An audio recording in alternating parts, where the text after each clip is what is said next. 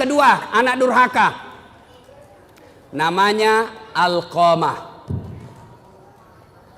Alqamah ini bagus sekali agamanya. Di mana Nabi dakwah, di belakangnya ada Alqamah. Di mana Nabi berjamaah, di belakang ada Alqamah. Tapi anehnya, ketika sakaratil maut tidak bisa mengucapkan dua kalimat syahadat. Sakaratil maut dibimbing oleh Bilal, la ilaha illallah. Alqamah coba bilang la, tidak ada. Akhirnya Bilal lapor sama Nabi, ya Rasulullah, Alqamah sakaratil maut tidak bisa mengucapkan dua kalimat syahadat, tolong Anda doakan. Nabi heran, kok bisa? Alqamah kan baik agamanya, dia selalu berjamaah, dia selalu ikut pengajian, bagus bacaan, kok bisa? Didoakan oleh Nabi, tetap tidak bisa. Akhirnya Nabi punya kesimpulan, pasti ada dosanya besar ini anak. Kau cari bapaknya. Bapaknya ternyata sudah meninggal. Cari ibunya, ketemu. Bilal berkata, Bu, mohon maaf, anak ibu si Alqamah sakaratil maut tidak bisa syahadat. Mungkin ada dosanya sama ibu. Apa kata ibunya? Dia dapat sudah itu. Kurang ngajar itu anak. Setengah mati aku lahirkan, setengah mati aku hamilkan, setengah mati aku susui, setengah mati aku besarkan.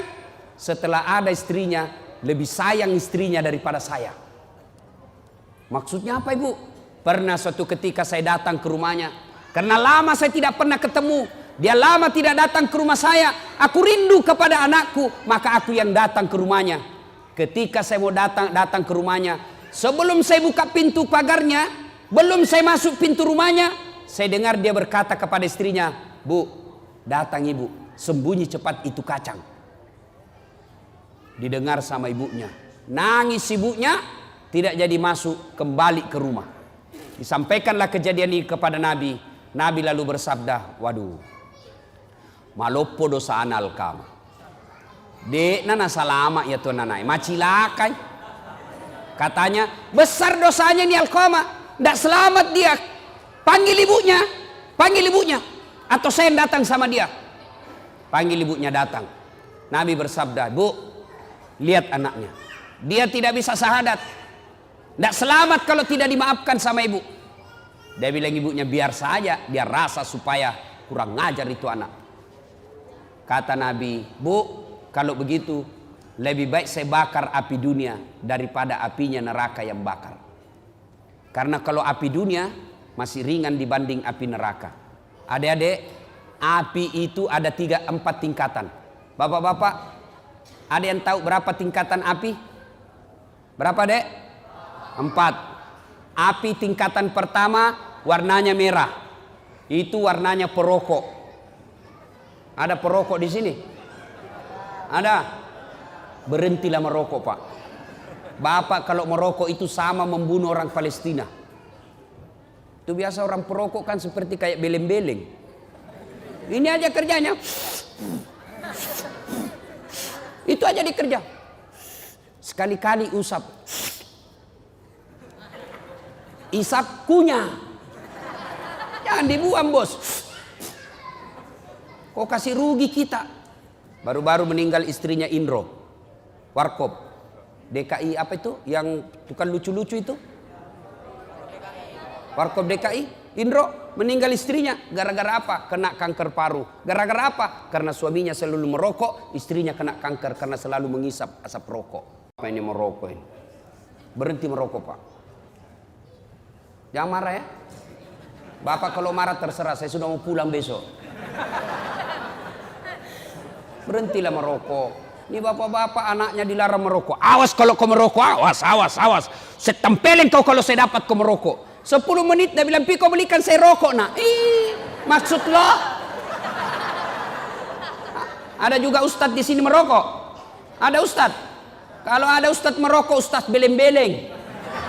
Masa anak santri dilarang merokok baru dia merokok di depan santri? Tidak boleh pak. Bapak tahu enggak siapa yang punya pabrik rokok? Pabrik rokok sekarang yang punya pak orang Yahudi yang ada di Indonesia. Berarti bapak kalau beli rokok, sumbang orang Yahudi, tembaki orang Palestina. Berhentilah merokok. Ustadz, saya tidak bisa berhenti Ustadz. Kenapa? Nggak jalan otakku. Bale-bale. Buktinya Ramadan jalan di otak tak. Berhentilah merokok. Niat berhenti merokok mulai malam ini, pembeli rokok tabung pergi umroh bersama Ustadz Dasad. Itu lebih utama. Atau kasih anak kita untuk sekolah pendidikan, belikan dia buku yang baik daripada rokok dibakar.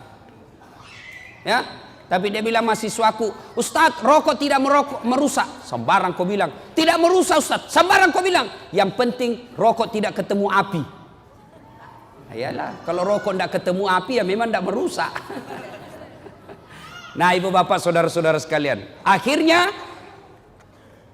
tingkatan pertama warnanya merah, tingkatan kedua dibakar 1000 tahun warnanya biru seperti kompor gas, bakar 1000 tahun warnanya menjadi putih seperti tempat-tempat itu pembukaan timah, pabrik tambang. Itu warnanya putih apinya sehingga tidak kelihatan kalau dia disemprot. Bakar 1000 tahun, inilah apinya neraka, warnanya hitam. Kata Nabi, lebih baik saya bakar api dunia daripada apinya neraka. Ibunya katakan silahkan. Nabi perintah kumpulkan kayu. Kumpul kayu, nyala besar. Lalu Nabi tanya ibunya, ibu betul tidak memaafkan anaknya? Betul ya Rasul. Kalau begitu angkat. Kata Nabi angkat, lempar masuk ke bara api. Begitu mau dilempar masuk ke api, ibunya berteriak, tahan, tahan. Ya Rasulullah, jangan kau bakar anakku. Memang dia kurang ajar, memang diurhaka. Tapi kedurhakaannya, kurang ajarnya tidak ada artinya ketimbang penderitaan saya menghamilkan dia 9 bulan dalam perut saya. Saya lahirkan hidup dan mati. Demi Allah, saya maafkan anakku ya Rasul. Jangan kau bakar dia. Nabi tanya, betul ibu maafkan anaknya? Betul ya Rasul. Akhirnya Nabi katakan, letakkan dia. Lalu diletakkan dengan bersusah payah. Akhirnya Alqamah mengucapkan, La ilaha illallah Muhammadar Rasulullah. Meninggal. Alqamah hidup pada zaman Nabi, baik agamanya, tapi menghadapi sakaratul maut dengan tersiksa gara-gara apa? Durhaka sama ibunya. Nah adik-adik sekalian, kalau durhaka sama orang tua, biar hafal Quran tidak ada bu utamanya. Tapi saya yakin-yakinnya, ini adik-adik semua nih yang hadir di sini, saya yakin masuk hafal Quran salah satu tujuannya karena ingin membahagiakan orang tua. Ya kan? Ya adek ya? Adik-adik sekalian, hafal Quran sudah dapat pahala. Diharamkan disentuh api neraka bagi mereka yang hafal Quran. Diharamkan disentuh api neraka. Yang kedua, dengan hafal Quran, maka adik-adik sekalian akan memberikan jubah ke ibunya nanti di akhirat. Ketika Dinda di akhirat karena hafal Quran, maka Allah berikan hadiah kepada Adinda ini, adik-adik ini yang hafal Quran. Ambil orang tuamu masing-masing, kasih jubah kemuliaan karena engkau menghafal Quran. Maka bapak-bapak, ibu-ibu yang ada anaknya hafal Quran, bahagia bapak-bapak. Ada orang bangga kalau anaknya pintar bahasa Inggris. Ustadz, itu tetangga saya hebat Ustadz. Masih kelas 1 SMP sudah hafal, sudah pandai bahasa Inggris. Kelas 3 dia sudah lancar bahasa Inggris. Apa hebatnya? Banyak yang pintar bahasa Inggris pak. Mana buktinya? Bapak jalan ke Inggris. Anak-anak di Inggris bahasa Inggris semua pak. Betul. Betul, saya tidak main-main pak. Itu anak-anak di sana baru belajar bicara sampai pikun bahasa Inggris semua pak. Tidak tahu dia bahasa Bugis. Tidak usah, apa hebatnya pintar bahasa Inggris. Memangnya nanti kalau kita meninggal, anak kita sudah kita masuk kubur, anak berdoa, oh my God, please help me my mother. Tidak lah ya. Lebih baik anak kita hafal Quran. Sekarang itu anak durhaka zaman dulu. Sekarang bagaimana model anak durhaka? Jam berapa Isya Ustaz? Berapa menit lagi? 2 menit lagi. Oh sudah habis berarti. Anak durhaka abad modern. Kira-kira tahun lalu di Sulawesi Selatan. Ada anak usia 22 tahun. lepas dari apa itu opname, karena dia penyakit diabetes, masuk di opname, keluar opname, besoknya langsung mau pergi naik motor, dilarang sama ibunya. Nah, kau baru keluar dari rumah sakit makan ongkos, kalau kau keluar sakit lagi kamu, jangan kau keluar nak. Saya mau keluar, dilarang sama ibunya. Marah ini anak, dia tempeleng ibunya. Ditempeleng ibunya, dilihat sama bapaknya. Kurang ajar ini anak. Mamanya ditempeleng. Datang bapaknya, dia pukul, melawan ini anak. Bapaknya usia 60 tahun, ini anak usia 22 tahun. Duel berkelahi. Jatuh bapaknya, pingsan, dia seret masuk ke gudang, dia cungkil dua belah mata bapaknya. Meninggal bapaknya, Pak. Meninggal bapaknya. Tangkap sama polisi. Beberapa hari kemudian meninggal juga ini anak, tidak ada yang mau solati. Sempat ribut di medsos di Sulawesi Selatan. Anak durhaka zaman sekarang. Apalagi anak durhaka. Saya mau pergi ceramah di Sulawesi Selatan, mau pergi taksiah. Tiba-tiba ada ibu-ibu menangis. Ustadz, tolong datang ke rumah saya, Ustadz. Nangis, Ustadz, tolong bantu saya. Kenapa ibu? Tenangkan ibu, tarik nafas. Tenang ibu. Meninggal suamiku, Ustadz. Tolong datang ke rumah, saya tidak tahu urus bagaimana cara. Saya bilang, bagaimana? Mana semua anak-anaknya? Anakku sibuk semua, Ustadz. Saya datanglah ke rumah itu. Begitu saya datang di rumahnya, saya bilang, Bu, mana nomor teleponnya anaknya? Saya minta nomor telepon anaknya, lalu saya teleponlah anaknya yang pengusaha di Samarinda. Orang kaya di Kalimantan. Tabe, Daeng, meninggal bapaknya. Apa kata ibunya, bapaknya? Daeng, ada berita duka, meninggal bapaknya di Makassar. Apa kata anaknya? Oh, sudah lama memang sakit itu bapakku, Ustaz. Jadi saya bilang, jadi bagaimana Deng? Ditunggu atau tidak? Apa jawabannya? Tidak usah ditunggu, Ustaz. Biar saya pulang tidak merubah keadaan. Jadi bagaimana?